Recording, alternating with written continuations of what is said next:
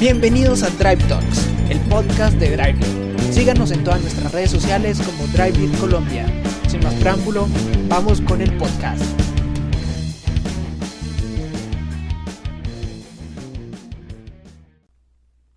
Bienvenidos a Drive Talks, en nuestro episodio número 2. Estaremos hablando de los retos de los frenos en las condiciones colombianas. Como siempre, nos está acompañando Santiago Estrada y Ana Sofía Cantero. Bueno chicos, hablemos de este tema tan interesante, pero comencemos hablando de cómo funcionan los frenos y qué tipos de freno hay. Santi, ¿cómo estás? Buenas noches. Hola Nico, muy bien, ¿y vos? ¿Cómo va todo? Afortunadamente bien. Vamos a explicar primero un poco el principio de los frenos. O sea, ¿cuál es el objetivo principal de los frenos? Convertir movimiento en calor y que a consecuencia de eso el vehículo se detenga. Entonces, en ese proceso, cuando el movimiento del vehículo se convierte en calor, cuando ponemos ese tipo de características en un contexto colombiano, un país que está lleno de montañas, primero que tenemos condiciones climáticas únicas en el planeta, de alta humedad y altas temperaturas en montaña, hace que sea específicamente bastante retador. Entonces, por ejemplo, imagínate tú cuántas veces se multiplica el peso de tu carro cuando vas bajando a 80 kilómetros por hora en, en una montaña. Y también, pues, es importante no solo la velocidad y la inclinación, sino por cuánto tiempo vas a estar realizando eso. Entonces, Uh-huh. es un mundo de factores que generan muchas particularidades respecto a cómo debemos operar los frenos y también cómo, porque es que también ha habido algo muy teso y es que todo se le echa la culpa al cliente, ¿no? También los fabricantes tienen diferentes soluciones técnicas para los vehículos y lastimosamente como en nuestro país los ministerios de transporte lo manejan abogados, gente que no tiene como mucho conocimiento, realmente no tienen como la capacidad de decir, vea, estas son las condiciones técnicas sobre las cuales ustedes están forzados a vender vehículos en Colombia. Una de ellas es tener un sistema de freno robusto, algo que hoy en día es de alguna manera en la legislación colombiana no es claro. O sea, Uy, sí, eso es muy cierto, pero me causa curiosidad lo que acabas de decir, que las fabricantes como que no nos aclaran mucho ese punto. Me parecería súper chévere como que ampliáramos más eso para las personas que de pronto están interesadas en comprar un carro y se fijan mucho en esas cosas, uno como que se puede mirar con respecto a eso, o sea, Es especialmente retador, pues, cuando tuve la experiencia de trabajar pues, en la industria automotriz, vivimos muchos retos con respecto a eso, porque muchos carros que llegaban al exterior hacíamos procesos de homologación y nos dábamos cuenta que, ups, tenemos que cambiar todo el sistema de frenos. Pues, por ejemplo, la historia del Kwid fue muy interesante porque Kwid inicialmente, el modelo indio había sido concebido para no tener frenos ventilados adelante. Ya les voy a explicar un poco qué es eso. O sea, los frenos ventilados significa que son unos discos de freno que tienen unos agujeros al interior que permiten la circulación de aire y por lo tanto una mejor refrigeración de los frenos y por lo tanto una mejor capacidad de frenado en el largo plazo. Entonces, los fabricantes también tienen una responsabilidad con respecto a esto de probar los vehículos, de ver si su solución técnica va acorde con las condiciones del país. Entonces, por eso yo a veces soy muy crítico de esos importadores que empiezan a traer carros sin ningún escrúpulo y no nos damos cuenta que en esas pequeñas diferencias están todas las adaptaciones para que podamos sí. tener un vehículo seguro en Colombia. Pues, y no me refiero únicamente a los vehículos comerciales, sino también pues, los vehículos particulares. Entonces, ese es un punto muy importante que el que nos esté escuchando y trabaje con la legislación de este tipo de cosas se pellizque, porque a los fabricantes también se les puede exigir hacer mejores sistemas de freno. Uy, Dios, es qué interesante es lo que acabas de también decir, me parece súper particular, porque si uno hoy en día ve que traen y traen y traen carros, pero uno no lo piensa desde afuera, pero ahora que lo estás como aclarando acá, sí es muy cierto, o sea, los carros vienen adaptados al lugar, o sea, o al lugar, pues no sé si me entiendes, como al lugar donde está diseñado para andar mm, ¿cómo explicarlo? O sea, adaptado, sí, como a ese lugar, a ese país, pero vienen y nos traen un montón de cosas que al final de cuentas no se terminan como acomodando como debe ser, y eso es lo que compramos, y ahí es cuando se empiezan a presentar cosas malucas que empezamos a cuestionar. Sí, ¿no? Y finalmente se convierte en algo inseguro. Dime, Nico. Pues yo acá como siempre abogando por el lado afectado en esta conversación, pues no se supone que un vehículo cuando se fabrica o se diseña eh, no tiene que cumplir con ciertos parámetros de frenado. O sea, no importa si fue construido en Estados Unidos, Alemania, India, debería cumplir con unos parámetros de frenado. Sí, obviamente pues hay unas pruebas de validación sobre pues, terrenos simulados, pueden ser en bancos de pruebas donde se ponen los frenos a hacer frenados repetitivos. Sin embargo, pues cuando tú te pones desde el punto de vista del ingeniero de desarrollo de producto, pues el desarrollo de producto automotriz en el cargo en el que yo me he encontrado últimamente, a veces tú no te das cuenta que hay muchas condiciones especiales que pasan alrededor del mundo. O sea, hay, hay una cantidad de países impresionantes donde el vehículo va a ser vendido y resulta que en uno de esos países se cumplen unas condiciones especiales que realmente dentro de tu estándar no está siendo considerada. Entonces, por eso a veces se hacen como excepciones especiales para ciertos países y sobre todo sobre el feedback que uno tiene cuando ve los reportes de calidad. Pues, por ejemplo, en Colombia, vehículos nuevos que llegan al mercado y que necesiten hacer un cambio de pastas y discos a los 5.000 kilómetros y que es algo repetitivo, es algo que es importante analizar y no culpar al cliente, sino volver a la concepción del vehículo y decir, bueno, ¿qué está pasando que estamos en un cambio tan repetitivo de frenos? Eso significa que hay algo que no se hizo muy bien. No, pero también obviamente hay unas prácticas de mantenimiento colombianas y en algunas partes del mundo que también hacen que sea un cóctel sumamente peligroso. Sí, Eh, y también pues, unas soluciones técnicas de los años 60, por ejemplo, pues en todos esos temas de esas moquetas que se han accidentado últimamente, que son sistemas que no son tan seguros como los de hoy en día y, y finalmente generan los accidentes que generan. Pues en los últimos años hemos visto una cantidad exagerada de accidentes por fallas de freno y sobre todo pues en estas nuevas vías de cuarta y quinta generación. Ese es un tema bien interesante porque pues ya no das como el pie para hablar de la siguiente pregunta, ¿no? Y es de por qué en Colombia se presenta este reto pues a los frenos, ¿no? Y ya nos ibas haciendo como una pequeña apertura hacia este tema. Sí, no, mira que es bien interesante la situación que vivimos con estas nuevas autopistas y realmente es un gran reto para los constructores y es que, o sea, tienen unas pendientes eh, a pesar de que se reduce la inclinación porque ya no estamos pasando por encima de la montaña, sino que la estamos atravesando. Hay algo muy particular y es que esa pendiente, a pesar de que bajó la velocidad, aumentó exponencialmente.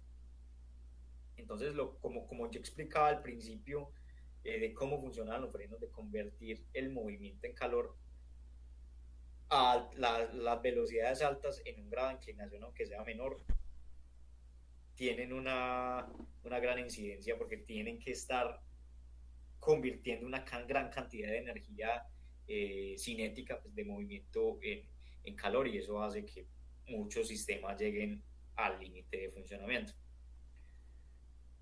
Sumado a que hay muchas cosas que hacemos con nuestros frenos que no están muy bien hechas. Y que yo veo gente, incluso me he encontrado con gente con bastante conocimiento de carros que no le pone la suficiente atención a esos pequeños detalles de por ejemplo, los frenos. O sea, y, por ejemplo, el líquido de frenos que le ponen, sí, no, que le puse Liquimol y que le puse yo no sé qué, 5.1 para que el carro frene mejor. Pero ahí nos tenemos que hacer varias preguntas muy interesantes para saber si realmente eso son cosas que ayudan o también nos van a hacer quebrar el fundillo.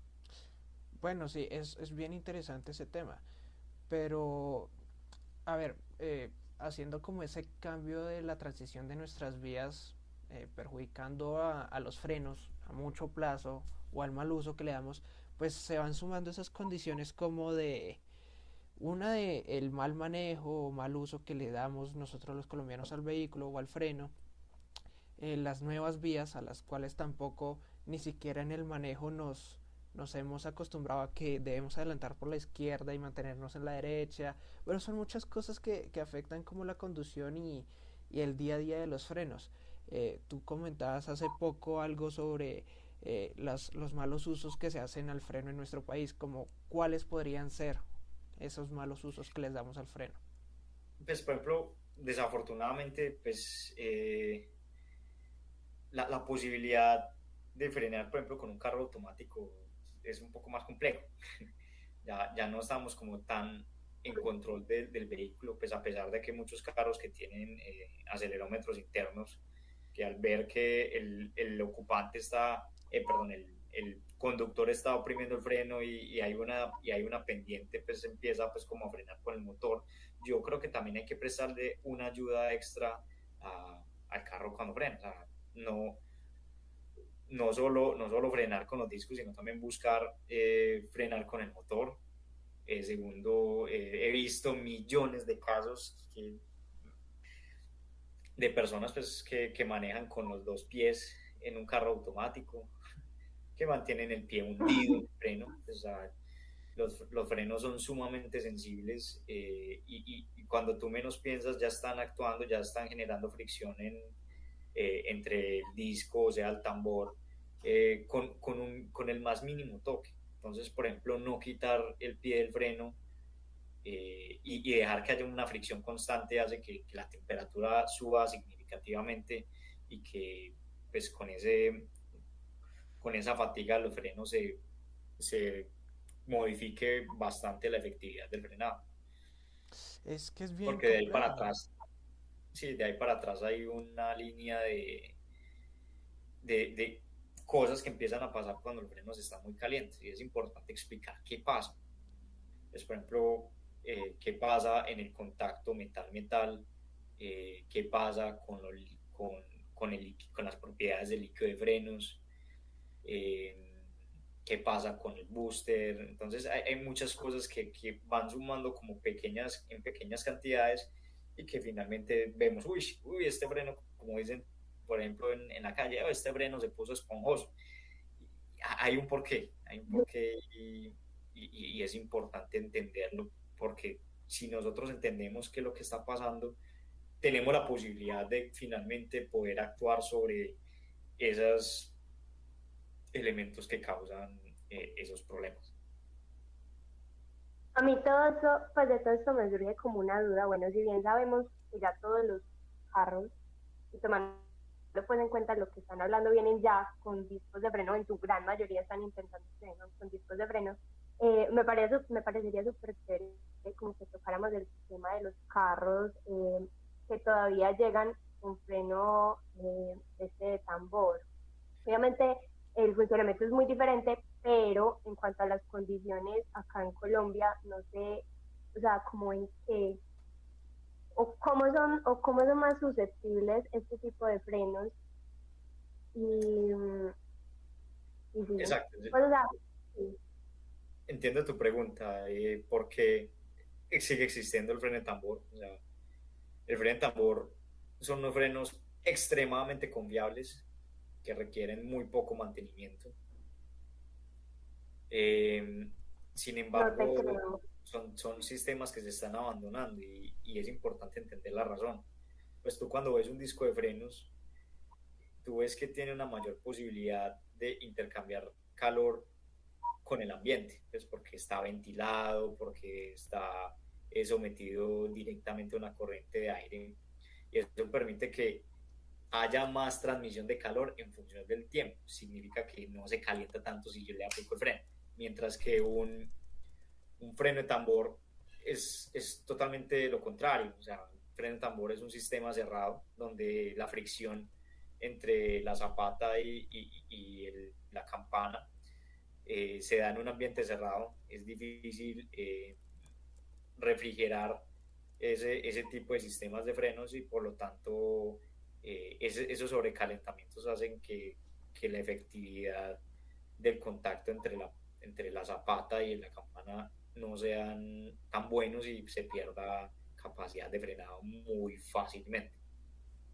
Y por ejemplo, Ay, ¿qué pasa? Por ejemplo, todos los pero camiones viejos, todos esos buses viejos, pues a pesar de que también tienen frenos de aire, también tienen frenos, también hay unos que tienen frenos pues así de fricción y tienen campanas. ¿Y qué pasa? Sí, por ejemplo, estás bajando con 20, 30 toneladas de piedra y con unos frenos que no están actualizados. Obviamente es posible que pierdas efectividad de frenado muy fácilmente. Entonces, por eso yo les decía en un principio, es importante entender lo que tenemos en el carro. Y hay una gran cantidad de marcas, no quiero decir cuáles carros que vos compras nuevos, carros de 200, 300 millones de pesos y que tienen una capacidad pésima de frenado, precisamente porque son frenos que no son completamente pensados para nuestro país.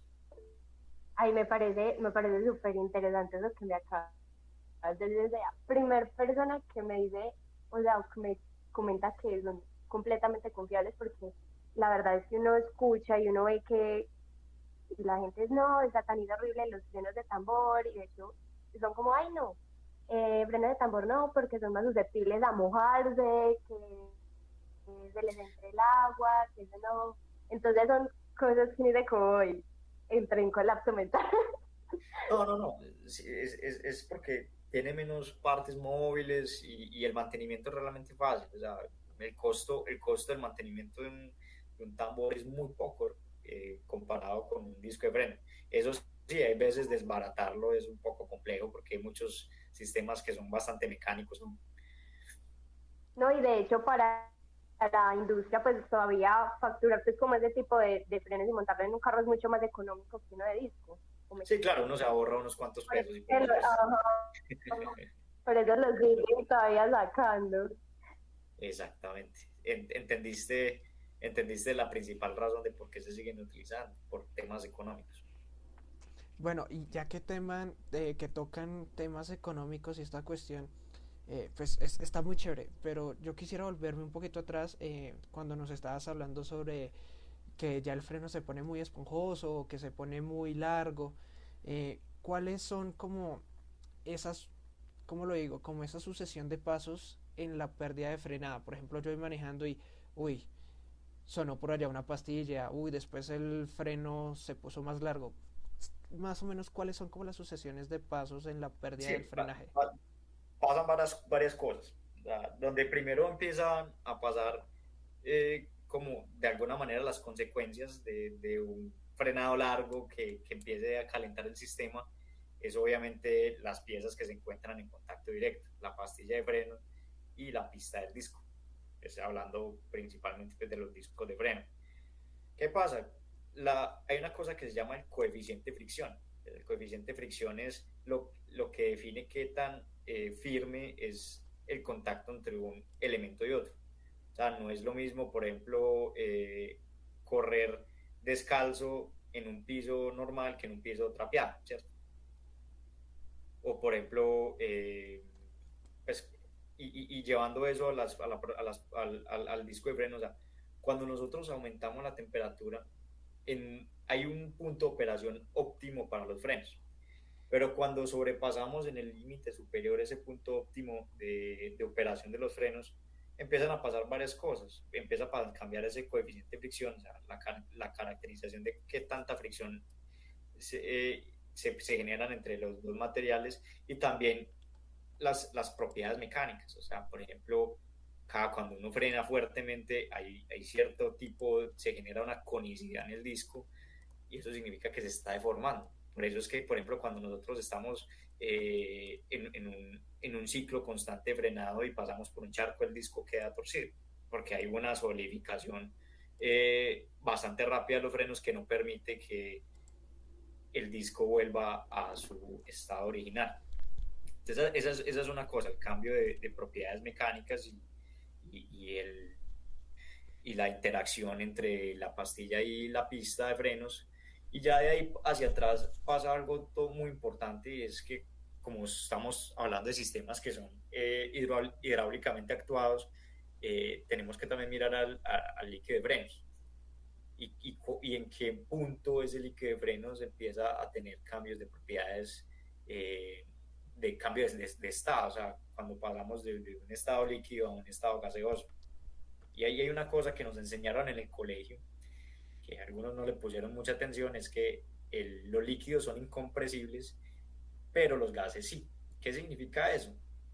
Que yo, por ejemplo, si tengo un gas, yo soy capaz de cambiar el volumen que ocupa en el espacio, mientras que un líquido no. Y eso tiene mucha importancia, porque nosotros estamos hundiendo el freno.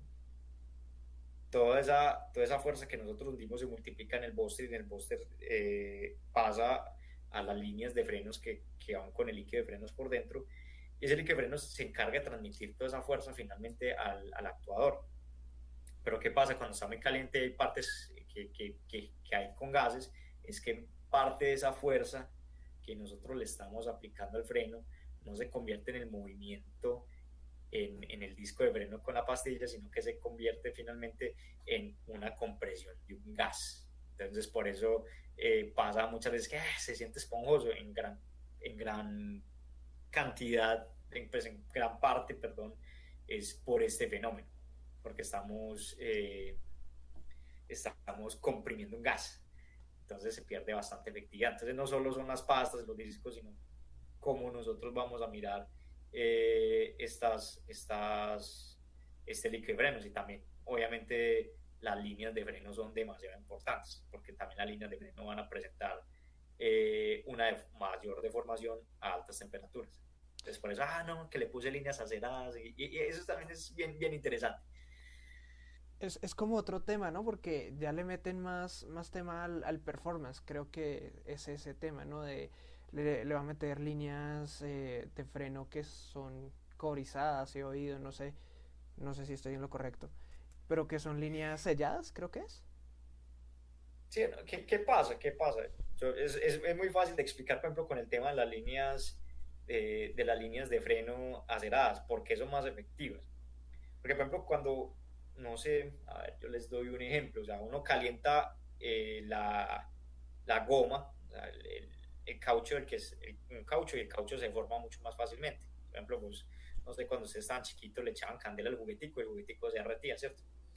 Es, eso mismo, eso mismo pasa con las líneas de freno. Cuando están muy calientes se vuelven muy maleables.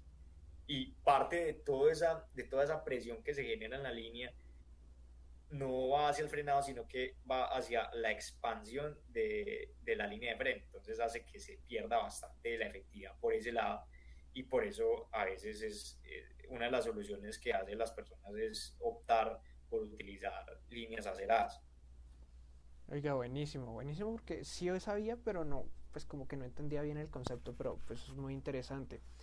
Y sobre todo es más interesante oír estos tips porque se vienen los días vacacionales, ya fin de año lo tenemos a mes y medio probablemente. Y en nuestro país, o no sé si es lo que yo he visto, en diciembre se tiende como a acelerar pues para estar más cerca de los amigos y todas esas cuestiones. ¿Cuáles son esos tips que Santiago le daría a nuestros oyentes sobre el manejo en vía, pues para evitar el recalentamiento de frenos? Pues yo lo primero y antes que nada el mantenimiento. Es importante que, a pesar de que nosotros sintamos que el sistema de frenos del carro está funcionando bien, lo llevemos al concesionario y que sea revisado, que se revise el estado de las pastas, el estado de los discos, si están pandeados, si las pastas tienen un buen nivel de desgaste.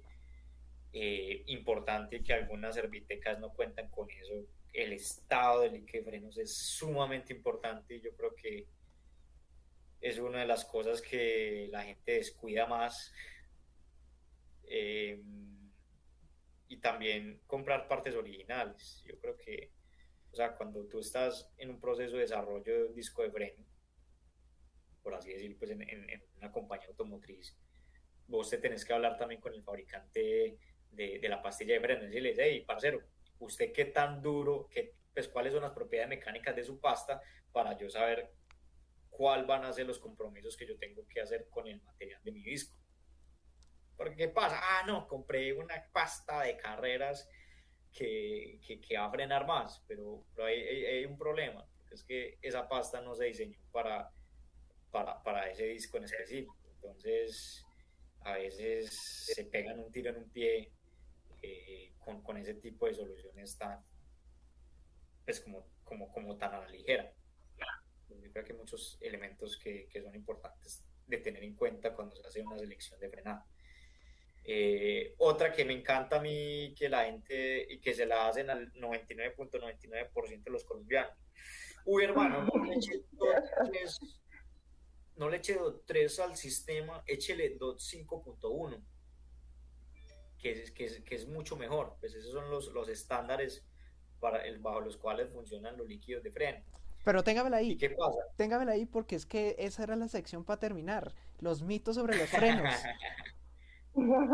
Listo, hágale. Continúe con otro.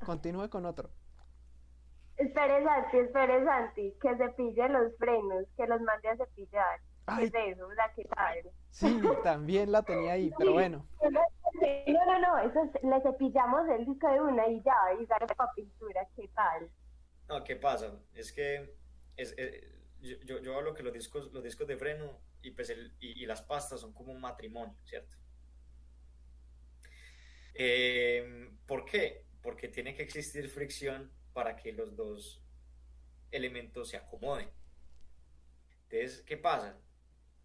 Puede llegar el señor disco de freno, le puede llegar una pasta de frenos hermosa, una cosita rica, sin embargo no está acoplada, o sea, porque es que cuando vos ves un disco ya después de un tiempo tiene como tiene como unos relieves a consecuencia pues del frenado constante entre pues, la fricción constante entre el disco y la pasta. Entonces, por ejemplo, si nosotros no hacemos un proceso de rectificación del disco con un cambio de pasta, ¿qué va a pasar? Van a haber unos puntos calientes en la pasta, porque el contacto entre el disco y la pasta no va a ser uniforme. O sea, simplemente van a ser ciertas líneas en las cuales los relieves tienen unos puntos máximos de altura. Entonces va a haber un desgaste anticipado de las pastas de frenos y por lo tanto, como no tenemos la suficiente superficie de contacto entre esos dos elementos, también vamos a tener una potencia de frenado significativamente menor. Sí, porque eso se escucha mucho. De hecho, uno en medio de la ignorancia, pues antes a uno le decían, sí, cepille el disco, que eso no pasa nada. Y más de uno cae Sí. en eso. No, es importante, pues, no cepillar es un proceso de rectificado, es la forma, pues, como más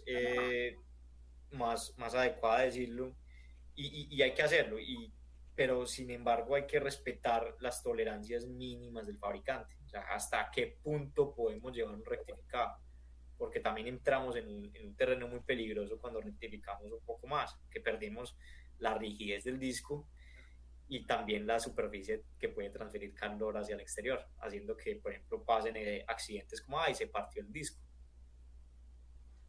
Y eso pues, son cosas que producen accidentes fatales porque no se siguen esas tolerancias mínimas. Entonces, sí, es importante como, por eso es que yo digo, llevar el vehículo donde realmente se tengan todas las especificaciones técnicas del vehículo que les está haciendo mantenimiento. Que esas son unas tablas que dicen, no, rectifique hasta que tenga tantos milímetros de tolerancia.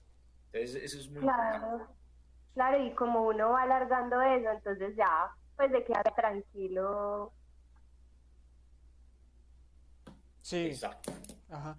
Bueno, entonces ya hablamos de mantenimiento, de llevar el vehículo siempre a la serviteca o al concesionario de confianza, pues para estar siempre tranquilo con el tema de los frenos. Los muchachos se me adelantaron y develaron dos preguntas que les quería hacer al final, pero bueno, entonces mantenimiento. La otra sería el uso de los frenos en manejo, ¿cierto, Santi? Sí, yo creo que habíamos hablado pues un poco de eso, de tratar de utilizar la caja, no hacer, no estar todo el tiempo parado en el freno, de tratar de darle espacio al carro, de que se ventilen los frenos, y que baje la temperatura de los mismos.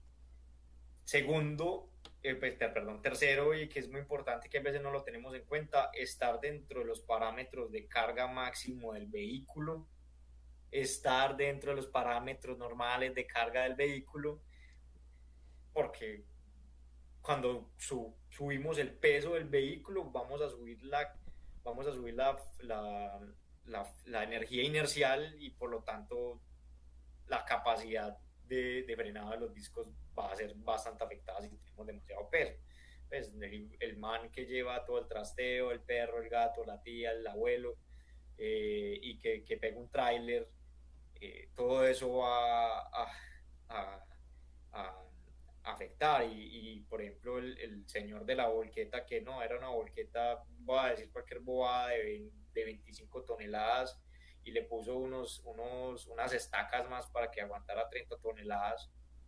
¿Qué pasa con el resto de las cosas que están alrededor de ese carro? Entonces es muy importante también respetar lo que el fabricante te dice, hasta dónde lo puedes llevar,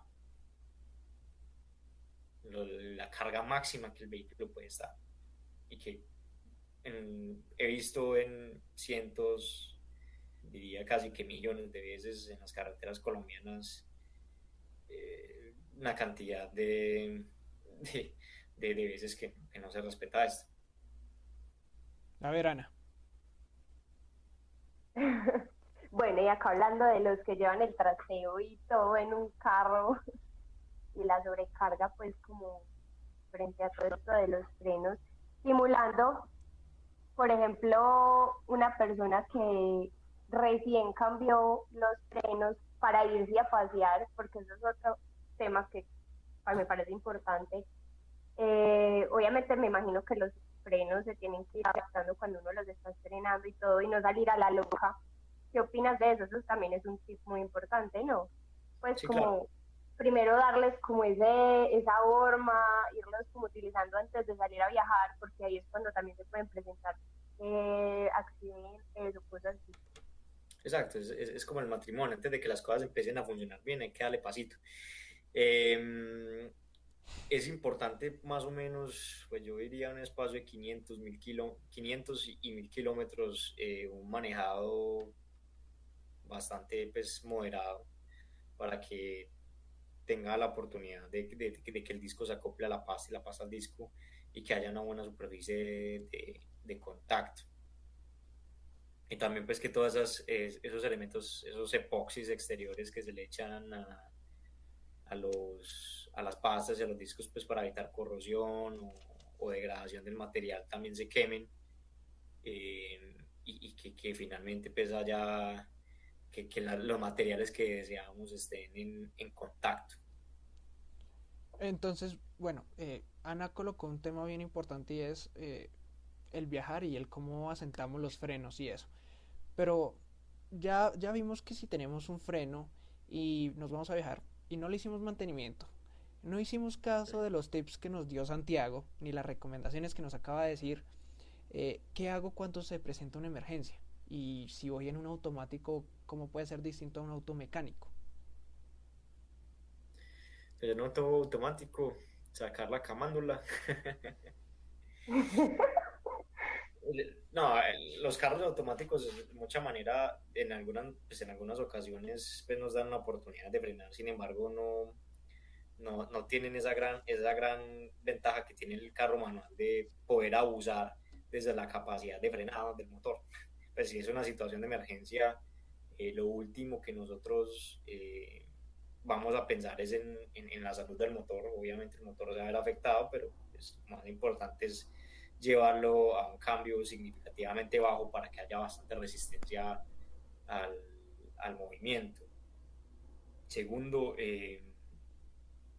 tratar de intentar modular el frenado, pues tratar de soltarlo y volverlo a hundir un poco para ver si puede recuperar la carga del booster. Y tercero, de una manera responsable. Desafortunadamente muchos carros que ya no presentan esa posibilidad porque tener sistemas de freno electrónicos. Ya al interior de la empresa hemos tenido varios debates bastante aireados de si es seguro implementar sistemas de frenado de parqueo, porque ya pasan de ser frenos de emergencia a frenos de parqueo electrónicos en países con las características que tiene Colombia. Pero cuando vos tenés el freno de mano, te permite pues como empezar a modular un poquito y ayudarte con el sistema mecánico en el caso de que el sistema hidráulico pues haya fallado, y hacerlo de una manera despacio, porque hay gente que ¡pum! Le meten el freno de emergencia y terminan es bastante mareados en el aire. Sofi, vos cuando vas en una bajada, ¿cajeas? ¿Vas bajando con el freno motor o solo freno de disco o freno de zapata? Ay, no, una vez pues depende. Generalmente pues como son situaciones que uno dice, bueno, no, se puede ir frenando normal, pero en una vez sí me tocó frenar con caja, pero porque se me apagó el carro y se bloquea todo cuando es automático, y ahí sí me tocó. Yo no sé cómo hice para frenar eso, pero fue horrible, casi me asusto.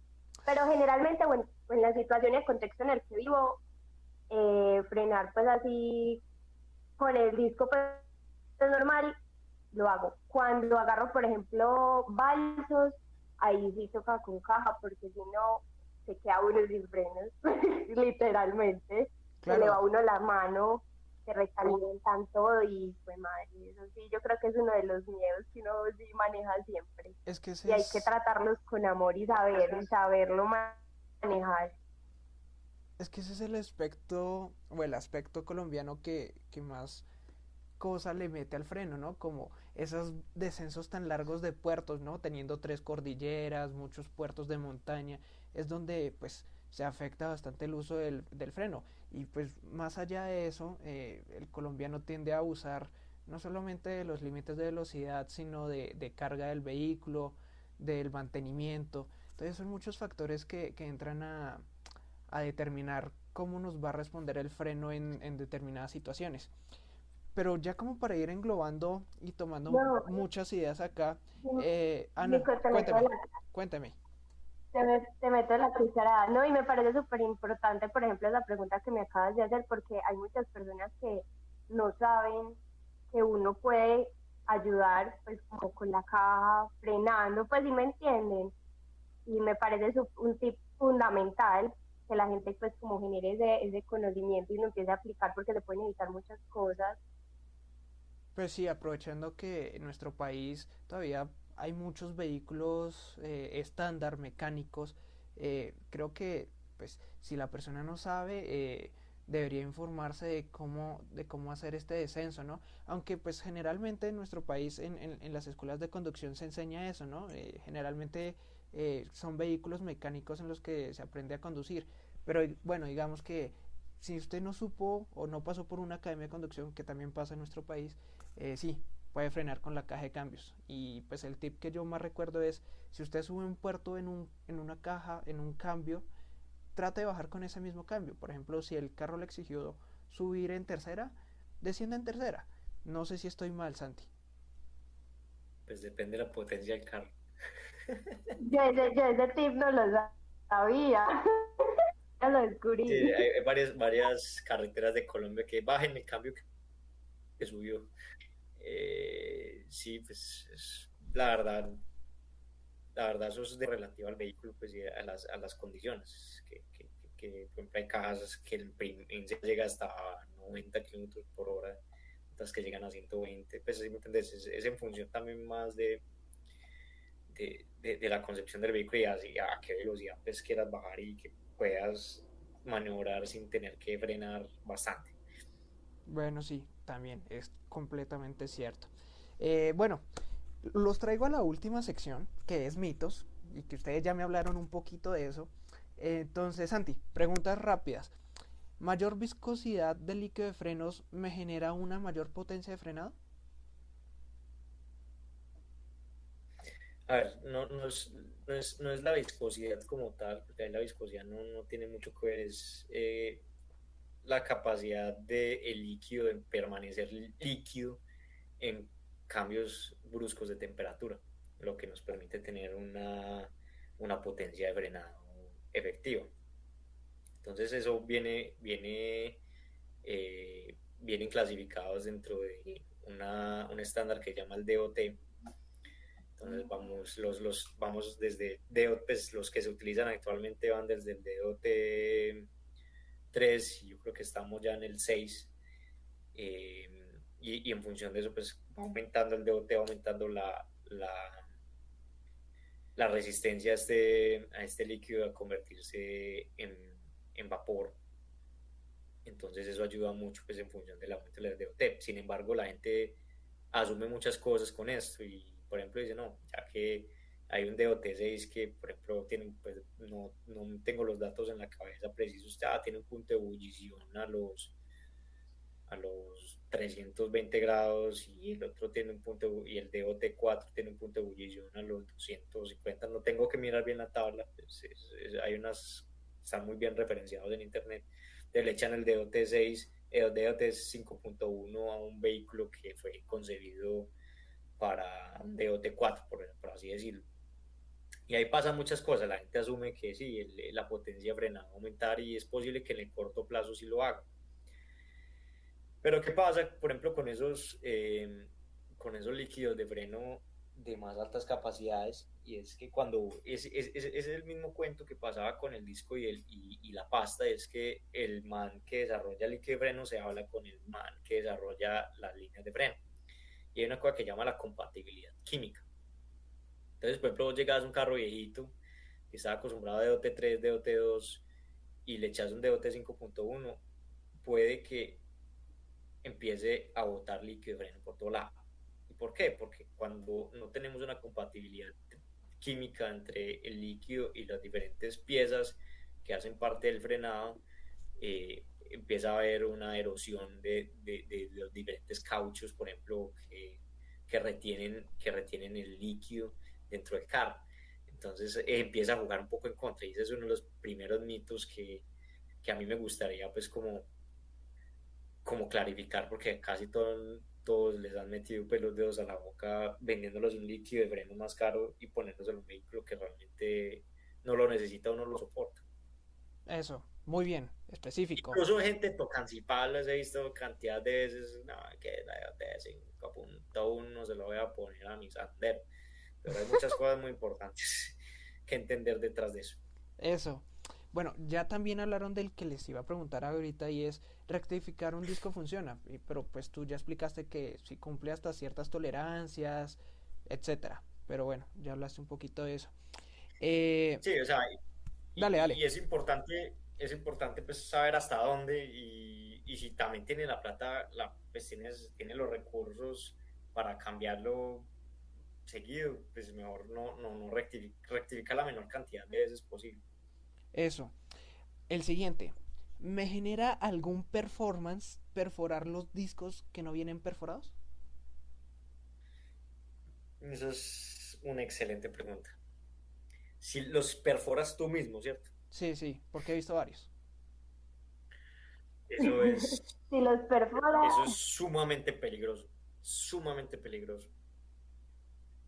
Porque ¿qué pasa? O sea, un disco de freno no solo es un elemento pues, que convierte movimiento en calor, también es un elemento que está sometido a cargas mecánicas. Entonces, ¿qué pasa cuando tú perforas el disco? La, la, de la forma que se transmite la carga a lo largo de la pista de frenado es diferente. Entonces, por ejemplo, tú le echaste taladrazos y quedaste muy feliz, uy, esto va a quedar frenando una belleza. Sí, puede que se aumente la capacidad de transferencia de calor en el freno. Sin embargo, ¿cómo va a ser el tema de transferencia de cargas mecánicas? Y puede que haya unas cosas que, un concepto que se llama eh, factores concentradores de esfuerzo.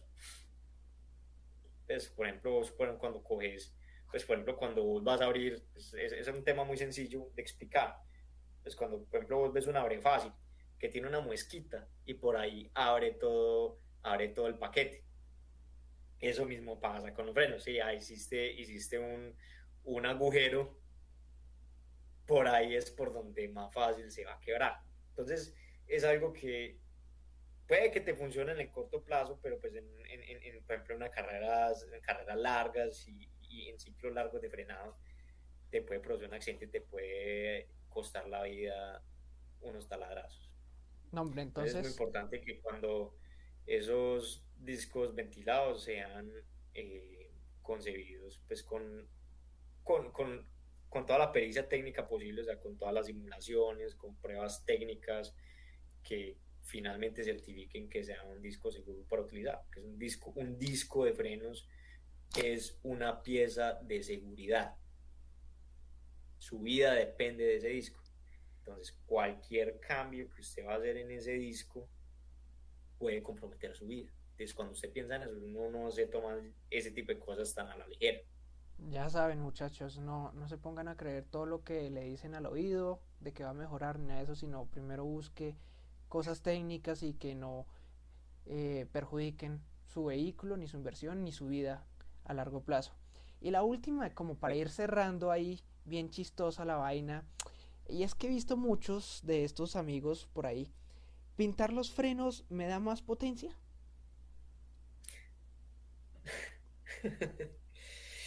A ver, Nico, Nico. es sumamente peligroso también. Pues, o sea, hay unas pinturas que son especiales, son unas pinturas que tienen una gran capacidad de transferencia de calor, pero cuando le echa la pintura que no la adecuada, en vez de pinturas que sean con buena capacidad de transferencia de calor, se vuelven en pinturas aislantes. Y ahí es donde empieza el problema. ¿Qué pasa? Cuando, por ejemplo, vas a pintar el caliper de rojo porque quieres verte más racer, lo pintas con una pintura que no es adecuada para ese tipo de uso. Entonces, ¿qué pasa? El caliper de alguna manera también ayuda a que ese calor se disipe con el ambiente. Y al echar un elemento aislante, es como cuando tú echas chocolate en una taza de esas de cerámica grandes, que va a durar caliente muchísimo tiempo. Eso mismo va a pasar con el caliper.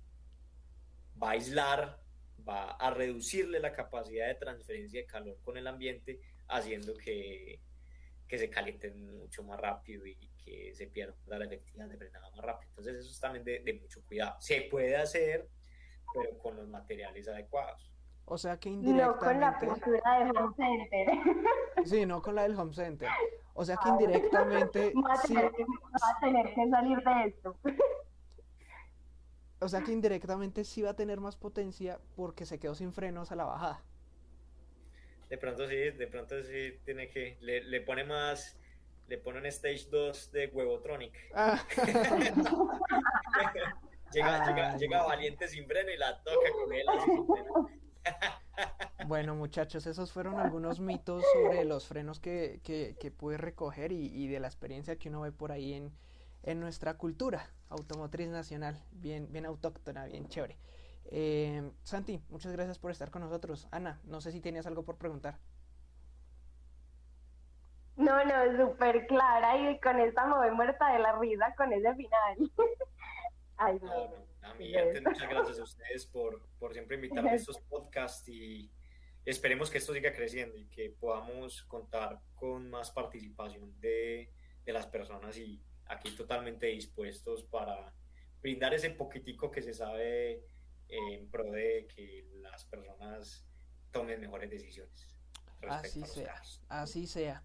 Entonces, muchachos, muchas gracias por participar en este Drive Talks, episodio número 2 sobre los frenos. Creo que vamos a seguir profundizando sobre este tema y creo que el próximo podría ser sobre los diferentes tipos de frenos y cómo pueden actuar en Vamos a nuestro ver. país.